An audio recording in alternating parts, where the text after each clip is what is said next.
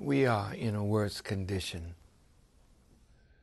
because we are at war, but we don't know that we're at war. Anytime somebody's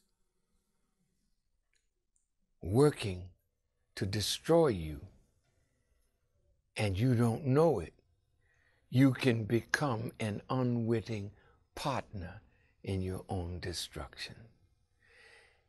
And ever since the drugs and the war on drugs, my brother Akbar told me during the Reagan administration, there were about 330,000 incarcerated. Now there's 2,300,000 and counting. We don't understand what is happening to us. When Freeway Rick only wanted to make $1, he wasn't knowledgeable that he was a part of a conspiracy. Once he brought the drugs in and got paid, he was satisfied. It was good money.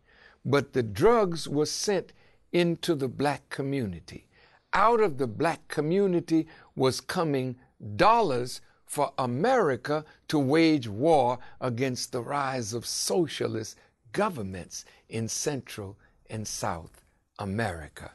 But now gangs were coming up, the Bloods, the Crips. They don't know that they are unwitting partners in a game of black youth self-destruction.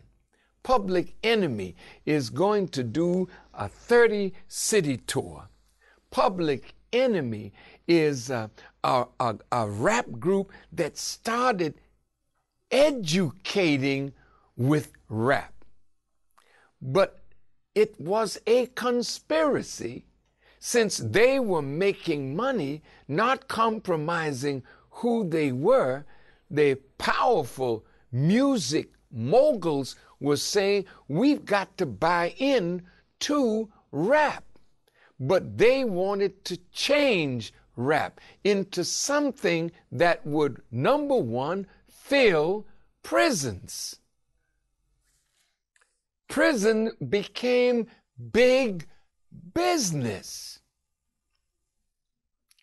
So the drug culture and the gang culture came together to begin destroying our youth.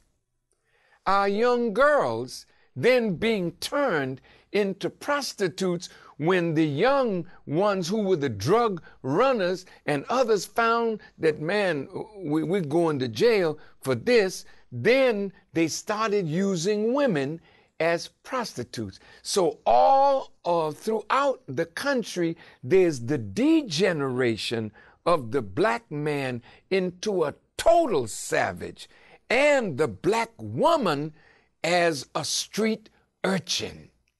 The garments, the clothing that the designers design for our women and girls are the clothes of a prostitute.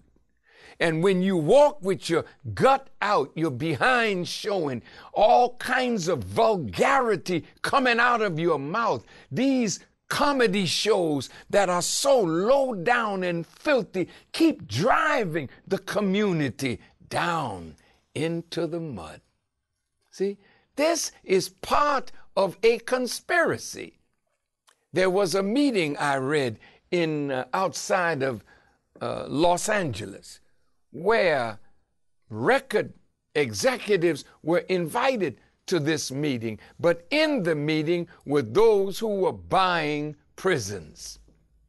And the talk was that gangster rap, they had to change from edutainment to gangster rap, what glorified the degenerate lifestyle among our people. So then beefs were created. Then we started shooting each other Tupac gone, Biggie gone. These rappers now fighting and killing each other. We had a meeting at the National House, and all of the top rappers came to our table, and we talked to them about the hidden hand that is manipulating us like puppets on a destructive string.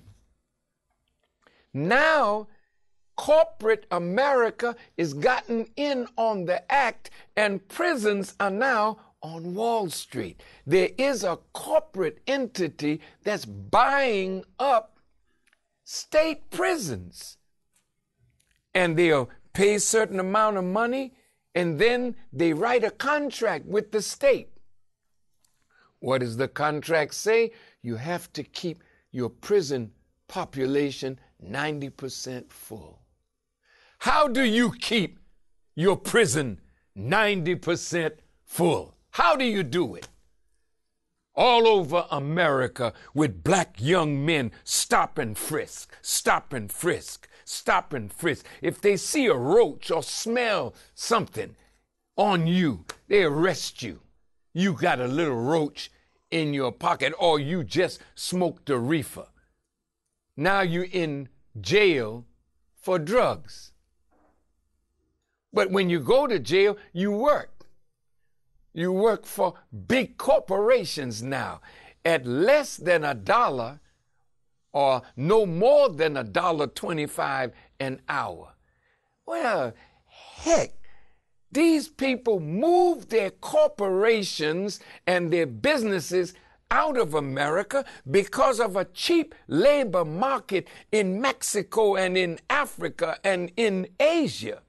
Now they don't have to move no more. They can stay in America and use prisons to do the work. And some of our black men are doing highly skilled labor in prison for some of the top corporations in America. This is part of the war on young black men and now women. And we are party to the war and don't know that we're at war. So the minister, the follower of the Honorable Elijah Muhammad, is on top of the mountain sounding the alarm as a watchman, because the rest of the watchmen are asleep on the job. Ain't nobody warning our people of the wicked intentions of the government of the United States on them. That's why the nation has to survive. And that's why the truth has to be told. But how can they know the truth except somebody is strong enough to tell it? And that's why I'm encouraging all these so-called ministers, get on your post and be a watchman on the wall, or you will be dying on your post from the chastisement of Allah. It's like the part of the realization and understanding we have to come to is like everything in culture. Tucker Carlson talked about this a couple of weeks ago about just like architecture and how everything. It's not the same as it used to be. And so in all the arts, they're trying to push us towards a nihilistic worldview, and they've done that with hip-hop, and P. Diddy is one of the faces and most powerful people in hip-hop.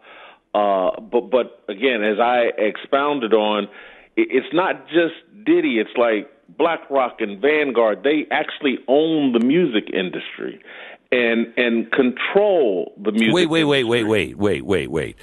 The investment houses of BlackRock and Vanguard, they own the music industry? Absolutely.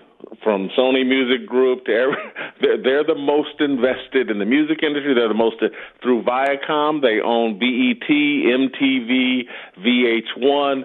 They're in control of the music industry, and they also own the overwhelming majority of stock in the private prison industry.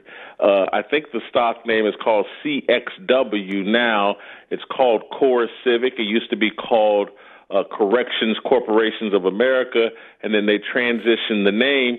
And so this whole hip-hop deal was about creating a culture where, like, prison is a rite of passage, and corruption and criminality is just built into the system, and it feeds the prison system, the private prison industry, and it's exploded.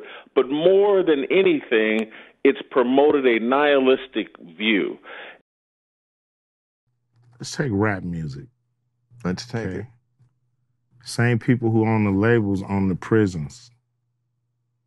So, literally the same people? Literally the same people who own the labels own private prisons. So, you know, it seems really kind of suspicious, if you want to say that word, that, you know, the records that come out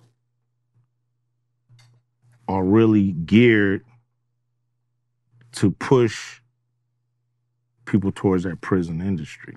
But they didn't make you write those lyrics. It's not about making somebody write the lyrics. It's about being there as guardrails to make sure certain songs make it through and certain songs don't. Certain flavors are exposed on the record.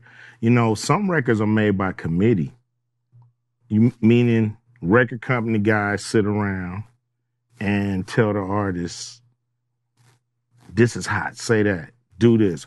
We're going to have this guy write the lyrics. We're going to have that. So the narrative is really kind of, you know, structured and really made into what the record company want the record to be, and what the, you know, a lot of artists are frustrated with this kind of music making. You know, a lot of people, you know, feel like they're being controlled by the label. This is how they do it. Telling you what songs to sing, what hooks to do, what songs, you know, you can do your song. That's fine. That's an album cut. But the single is what we all say is the single. So you have, you know, the record company pushing the narrative, you know, and you know, so this to me is in somewhat, you know, some social engineering going on here to make sure those prisons stay full.